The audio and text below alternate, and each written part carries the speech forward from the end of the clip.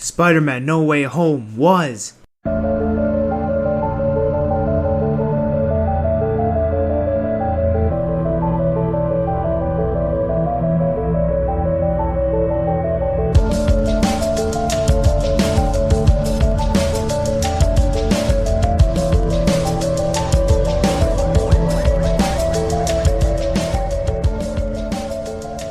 What's good, everyone? We're back at it with the All Facts Podcast here, but it doesn't matter because the real deal is Spider-Man. What a movie it was. Amazing. To answer the question, one of my friends made a factual analysis literally like the day before it came out, and it got pretty good. It got 61 views on YouTube, which is pretty good considering we don't really have a lot of viewers, but it was amazing. If you haven't checked out that video, make sure you check that out first before you come to this, because I'm gonna answer the question: Will No Way Home disappoint? But the answer is, it did not disappoint. It was on my expectations. This was like the only time a movie was not really above my expectations, but it wasn't really below my standards. So I feel like this was like a really good edge. It was closer to that equilibrium point. I know that's a term I'm just gonna use for this, but the equilibrium point. And what I like about this movie was just the main story, how everything started, how everything came across, and how the director, shout out to the director, by the way, No Way Home, Jon Watts, shout out to him. He made such a really great movie. He made a great transition to how everything just went in place, and everything was really great. And the story from beginning, middle to end, amazing. Just a great transition, great fluidity, great. It did seem a bit rushed at some point, but it really didn't matter because the main point was that it went so smoothly. Everything came together. The fact that like all the time the villains came in, it was really great. The time Tobey Maguire, Andrew Garfield came in, and that's not a spoiler. I don't care. And the lawyer, shout out to the lawyer too. If you've seen the movie, you know who I'm talking about. But shout out to the lawyer too. It was great. It was a great way. And also, shout out to the director for also getting in as the great actors such as Tobey Maguire and Andrew Garfield. The other characters, William Dafoe, Doc Ock, such an amazing job. And the way how he created the story and everything combining to create one general masterpiece. It was just really great. Like the best I've ever seen an MCU movie. This is a top tier movie. Not even a top tier. This is probably the best MCU movie ever made. And I don't even say probably. I am certain. But a Spider-Man movie, it might be number 2 and number 1 number 2 and No Way Home are very close together. But I would give a small edge to No Way Home just because of how it started with his identity being revealed, and then how it made a great transition from just like all the steps it took, and then the ending. The ending was really great, is what I'll get to later. But right now, Spider-Man 2 was really great, but the fact is there is really only one villain most of the time, but this has multiple. And the too many villains, as in the factual analysis you heard, will No Way Home disappoint. The general concern about that was too many villains. And when you think about it, when you think of Spider-Man 3 and Amazing Spider-Man 2, the too many villains didn't really do a good job as well as people thought it would be.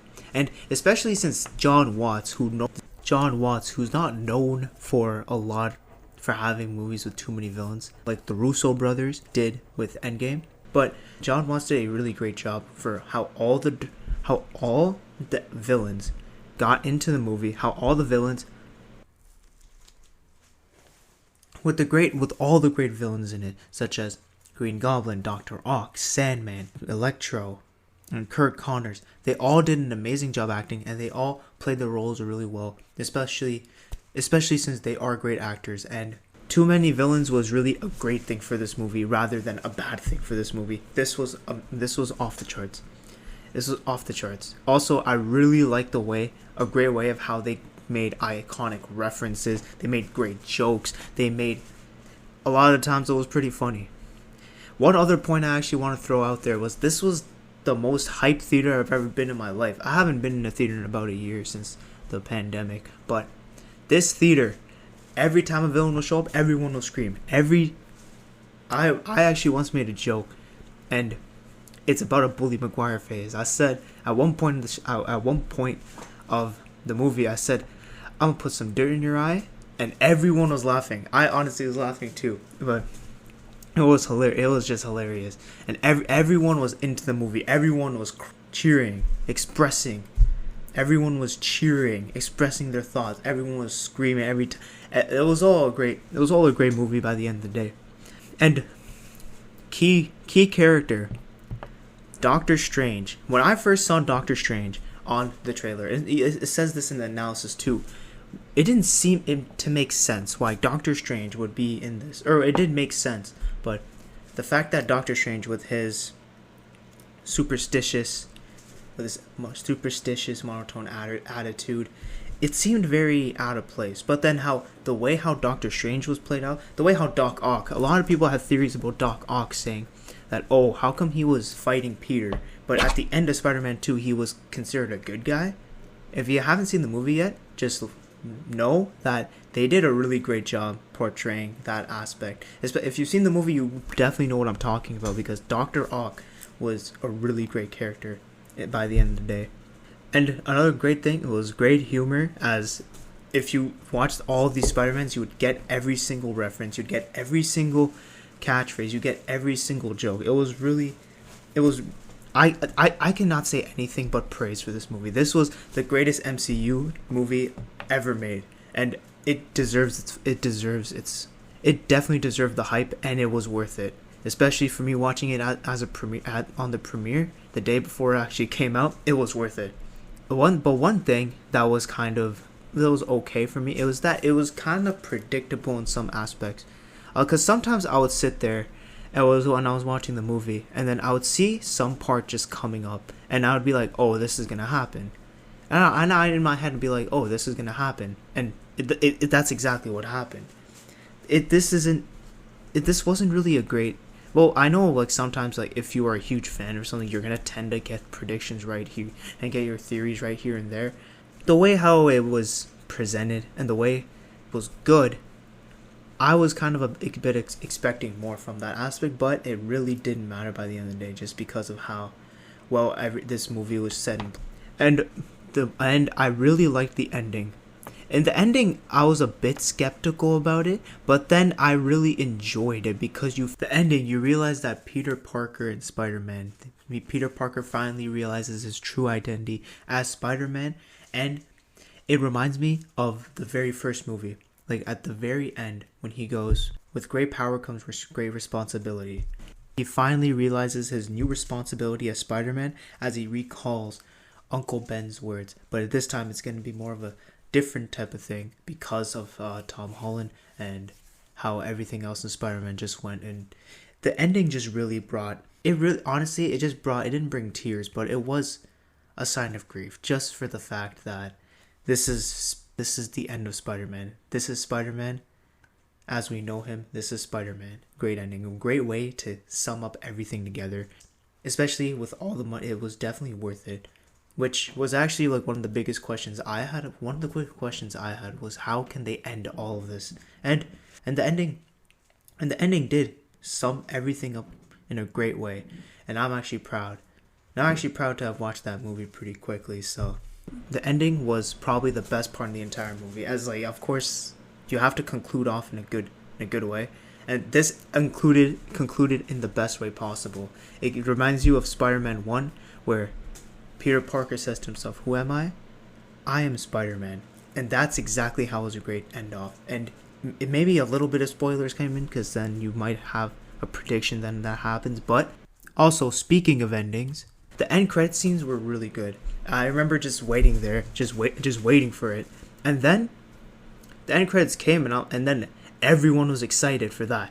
People were more excited for the end credit scenes than the entire movie, I'm not gonna lie. Like, everyone was just into it. Everyone was screaming and cheering. Well, of course, people were doing that during the movie too. The end credits, if you've seen the movie, you know what I'm talking about. But then if you haven't seen the movie, the end credits created this spin-off, sort of.